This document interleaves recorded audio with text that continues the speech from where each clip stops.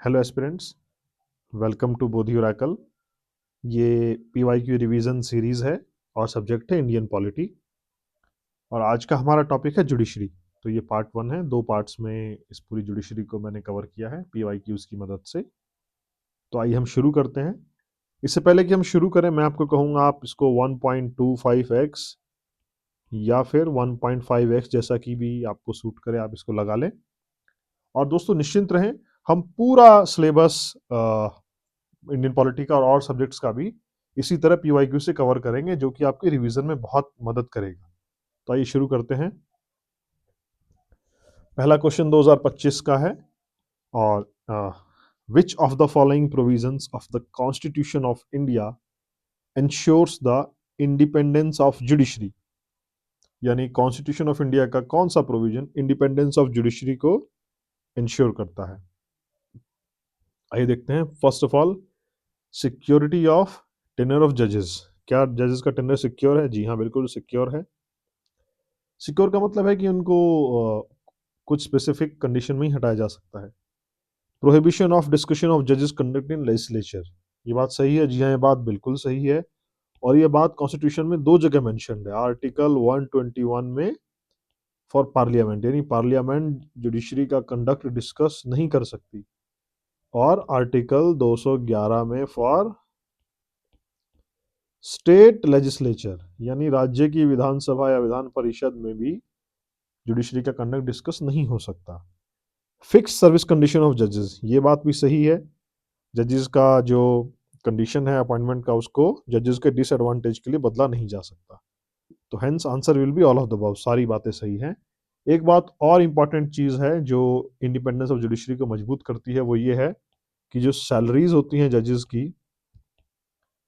और इनफैक्ट जो पेंशन भी होती है, वो भी चार्ज्ड होती हैं कंसोलिडेटेड फंड ऑफ इंडिया पे।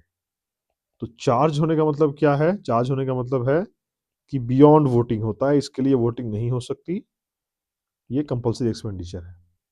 तो इससे भी इंडिपेंडेंस इंश्योर होती है। आइए अगले क्वेश्चन पे चलते हैं। 2024 का क्वेश्चन है, consider the following statements regarding the supreme court of India. The supreme Court has the power to transfer any case from one High Court to another High Court. सही बात है। जी हाँ, बिल्कुल सही बात है। बिल्कुल ऐसा कर सकती है कोर्ट, ऐसा किया भी है। और बहुत सारे केसेस में ऐसा किया है। एक प्रोमिनेंट एग्जांपल है इसका सोहराबुद्दीन फेक एनकाउंटर केस, जो गुजरात में हुआ था जब मोदी जी चीफ मिनिस्टर थे और गुजरात के। और इस केस को कहाँ ट्रांसफर कर दिया गया था? बॉम्बे हाई कोर्ट में ट्रांसफर कर दिया था सुप्रीम कोर्ट ने, ताकि फेयरली जो है वो हो सके। ऐसा डाउट था कि गुजरात में इन्फ्लुएंस होगा। नेक्स्ट स्टेटमेंट है, the supreme court can withdraw case pending before A high court and dispose of it itself. सही बात है, बिल्कुल सही बात है। हाई कोर्ट के सामने कोई भी पड़ा हुआ केस सुप्रीम कोर्ट अपने पास में ले सकता है और सॉल्व कर सकता है। राइट। आगे चलते हैं। एक और 24 का question, which of the following is not. Not आ गया तो हम बॉक्स बना लेंगे।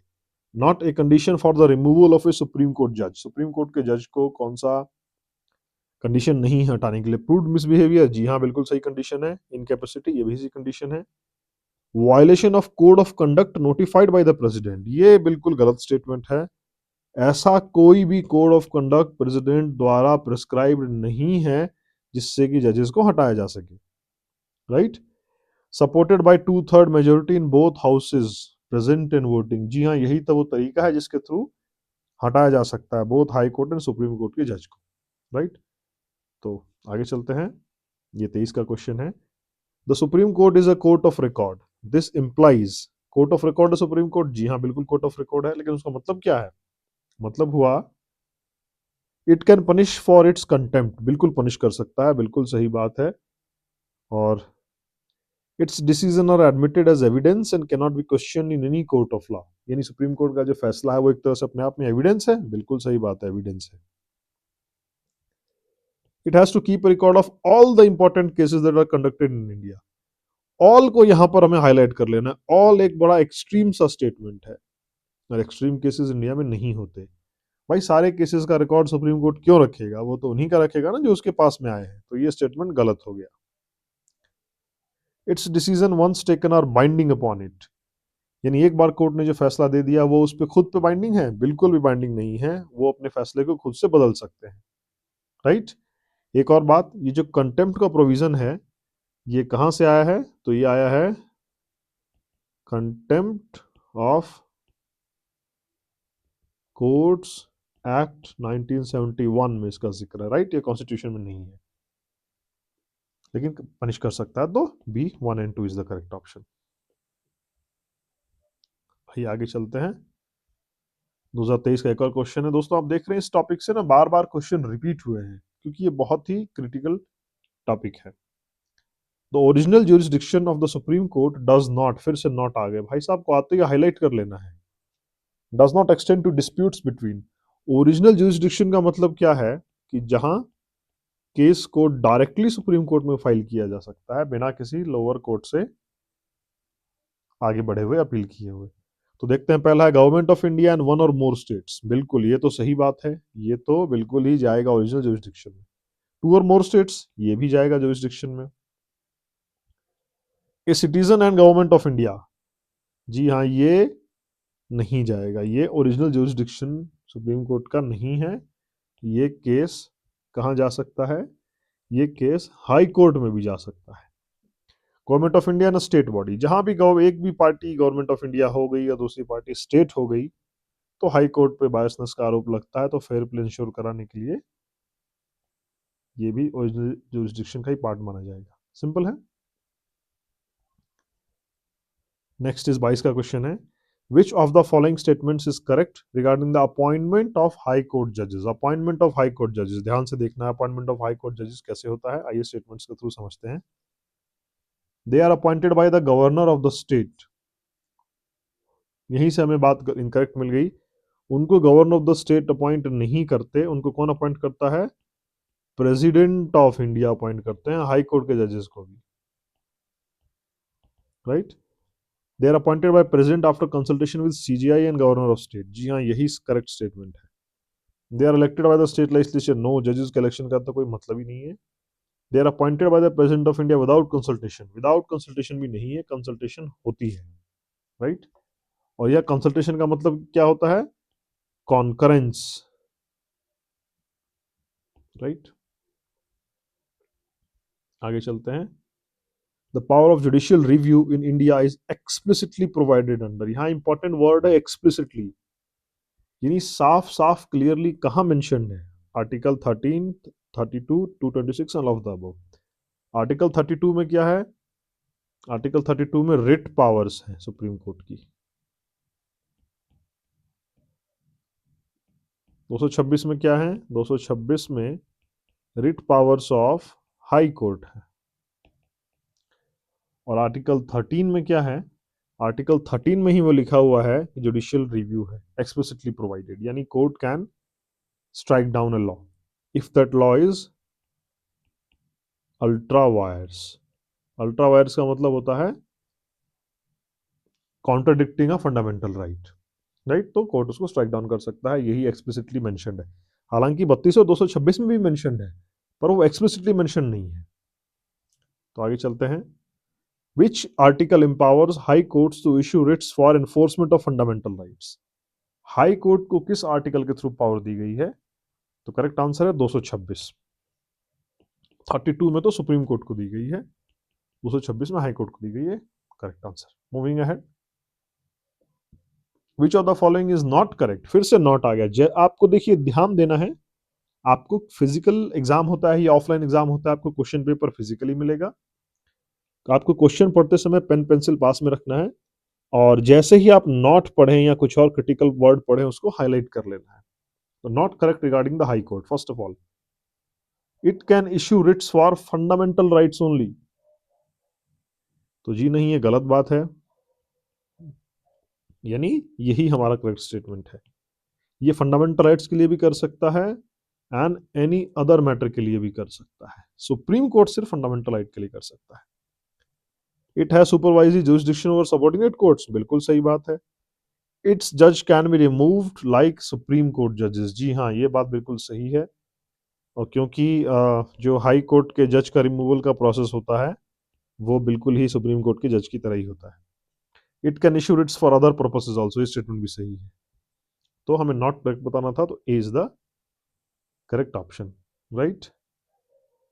हाई कोर्ट के जज को कैसे रिमूव करते हैं? तो based on presidential order which is further from the parliament, 2/3 majority present in voting से, on grounds of different things. So 2018 का question, which one of the following is the correct procedure for impeachment of a Supreme Court judge? Impeachment of a Supreme Court judge.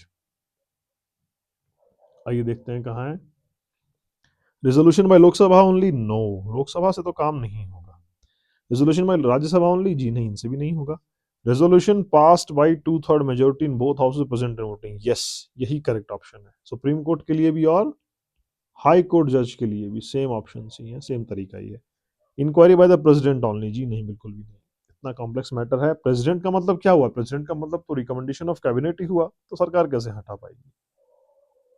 आइए आगे चलते हैं. ये 18 का question है. Judicial review in India means that judiciary can review its own judgment, judiciary can review actions of legislature and executive for constitutionality.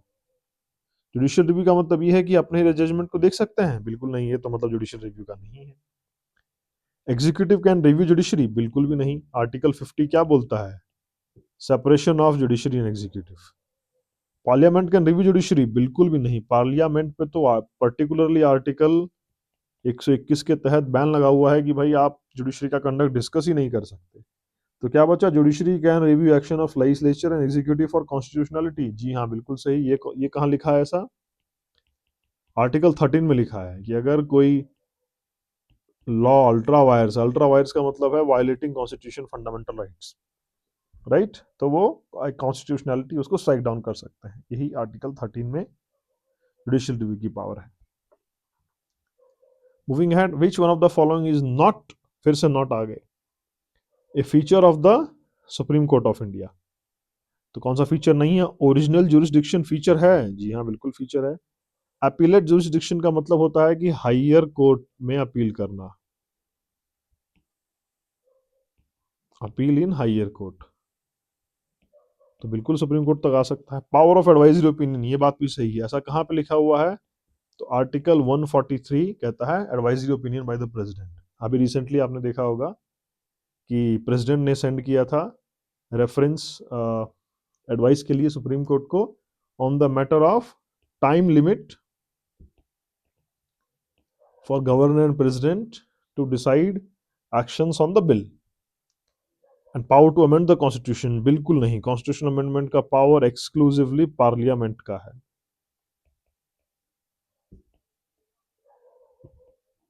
इसमें तो ordinance भी नहीं चलता, तो एक्सक्लूसिवली पार्लियामेंट का पावर है. इसलिए यही सही आंसर होगा, क्योंकि हमें नॉट आइडेंटिफाई करना है. राइट, आगे चलते हैं. The jurisdiction to issue writs for any other purpose is available to supreme court only? No. Supreme court तो फॉर ओनली फंडामेंटल राइट्स. कहाँ लिखा है? आर्टिकल 32 में लिखा है. High courts only? यस, ये बात सही है. High court only has the power to issue for both fundamental right, वो तो सुप्रीम कोर्ट के साथ शेयर्ड है, और एनी अदर पर्पस के लिए भी हाई कोर्ट ही जाना है. दोनों भी नहीं होगा. और डिस्ट्रिक्ट कोर्ट्स के पास तो कोई पावर ही नहीं है रिट इशू करने की. No power to issue writs. तो ये तो आंसर बिल्कुल नहीं होगा. राइट, हाई कोर्ट को किसके तहत पावर है? ये तो ये पावर है आर्टिकल 226 में मेंशन है. राइट, आइए समझते हैं हाई कोर्ट की रिट और सुप्रीम कोर्ट के रिट में डिफरेंस क्या है. तो डिफरेंस मल्टीपल लेवल्स पे है. Supreme court and high court, ये है आर्टिकल 32 में, ये है आर्टिकल 226 में. सुप्रीम कोर्ट के पास ओनली फंडामेंटल राइट्स के लिए जाएंगे, हाई कोर्ट के पास fundamental rights plus other purpose जा सकते हैं. सुप्रीम कोर्ट रिफ्यूज नहीं कर सकता. Can't refuse. क्यों नहीं रिफ्यूज कर सकता? क्योंकि itself fundamental right, article 32. High court refuse कर सकता है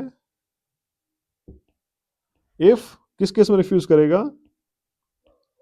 अदर ऑप्शंस एग्जिस्ट. अगर कोई दूसरा रेमेडी एग्जिस्ट करता है तो हाई कोर्ट रिफ्यूज कर सकता है। ये कांट बी सस्पेंडेड, ये can't be suspended, yes, sorry उल्टा हो गया, कैन बी सस्पेंडेड, यानी आर्टिकल 32 को सस्पेंड किया जा सकता है। कब सस्पेंड किया जा सकता है? इमरजेंसी में। और इसको हम सस्पेंड नहीं कर सकते, कांट बी सस्पेंडेड। और एक और सिंपल बात है कि ये टेरिटोरियल होता है, राइट, यानी जिस हाई कोर्ट में वायलेशन हुआ है उसी हाई कोर्ट में एरिया में वायलेशन हुआ उसी में आप जाएंगे। ये अक्रॉस इंडिया वैलिड होता है। सिंपल। तो आइए आगे चलते हैं। Who among the following can initiate impeachment proceeding against a high court judge? High court जज का impeachment कैसे होता है? तो दोस्तों हाई कोर्ट जज और सुप्रीम कोर्ट के जज का impeachment प्रोसेस बिल्कुल सेम है, दोनों के दोनों पार्लियामेंट में ही होते हैं। हालांकि एक बात ध्यान देने की है, impeachment term used in constitution only for president, judiciary के लिए इम्पीचमेंट टर्म का यूज नहीं हुआ है कॉन्स्टिट्यूशन में, राइट, रिमूवल वर्ड का ही यूज हुआ है, राइट। और दूसरा रास्ता क्या होता है, हाई कोर्ट के जजेस का 62 ईयर्स रिटायरमेंट के होते हैं और सुप्रीम कोर्ट के 65 ईयर्स होते हैं, राइट। आइए आगे चलते हैं। High court writ jurisdiction can be used for, हमने ऑलरेडी देखा कि हाई कोर्ट का रिट जुरिस्डिक्शन कहां पर डिफाइंड है, आर्टिकल 226 में डिफाइंड है। और ये डिफाइंड है किस लिए, fundamental rights and for any other purpose, right. Fundamental rights only article 32 में किसको मिला हुआ है, सुप्रीम कोर्ट को मिला हुआ है। आगे चलते हैं। Which of the following statements is correct? The supreme court of India can issue writs only for enforcement of fundamental rights, बिल्कुल सही बात है, आर्टिकल 32 में ऐसा लिखा हुआ है। दोस्तों बार बार हम डीप चर्चा कर रहे हैं ताकि ये वीडियो देखने से ही आपके माइंड में वो पूरी तरह से सिंक इन कर जाए कि कहाँ क्या है, right. High courts of India can issue writs not only for fundamental rights but also for other legal rights. ये बात भी सही है, ये कहाँ लिखा हुआ है, article 226, hence both statements are correct. आगे चलते हैं, 2022 का क्वेश्चन है। Pursuant to the report of H.N. Sanyal Committee, the Contempt of Court Act 1971 was passed. बिल्कुल सही स्टेटमेंट है। ये जो H.N. Sanyal कमेटी है ये बनी थी 1963 में। इसने रिकमेंडेशन दी थी कि सुप्रीम कोर्ट के लिए और हाई कोर्ट के लिए कंटेम्प्ट ऑफ कोर्ट एक्ट बनना चाहिए, जो 1971 में पास हुआ। एकदम सही स्टेटमेंट है। The constitution of India empowers the supreme court and high courts to punish for contempt of themselves. तो क्या ये बात सही है कि जो कॉन्स्टिट्यूशन ऑफ इंडिया है वो एम्पावर करता है? तो बिल्कुल सही बात है, कॉन्स्टिट्यूशन ऑफ इंडिया एम्पावर करता है। कहाँ एम्पावर करता है? तो जो दो जगह करता है, एक करता है यूनियन लिस्ट में, जो एंट्री है 77 for supreme court and 78 for high court, right. और कॉन्करेंट लिस्ट में है, कॉन्करेंट लिस्ट में है for other courts other than high courts and supreme courts. तो चूंकि ये कॉन्करेंट लिस्ट में है तो स्टेट और सेंटर दोनों बना सकते हैं, लेकिन सेंटर वाला प्रिवेल करेगा। तो ये बात भी सही है, सेंटर ने बना दिया है contempt of court act. The constitution of India defines civil contempt and criminal contempt. ये जनरल सी बात है, हमें सही लगता है, लेकिन एक्चुअली गलत है। Constitution of India defines, constitution is the keyword here. Constitution define नहीं करता, तो कौन डिफाइन करता है? Contempt of court act define करता है। In India the parliament is vested with the powers to make laws on contempt of court. जी हाँ, पार्लियामेंट के पास पावर है। हमने ये भी देखा कि यूनियन लिस्ट और कॉन्करेंट लिस्ट में supreme court, high court and other courts respectively दिया गया है। तो 1, 2 and 4 will be the correct options, right.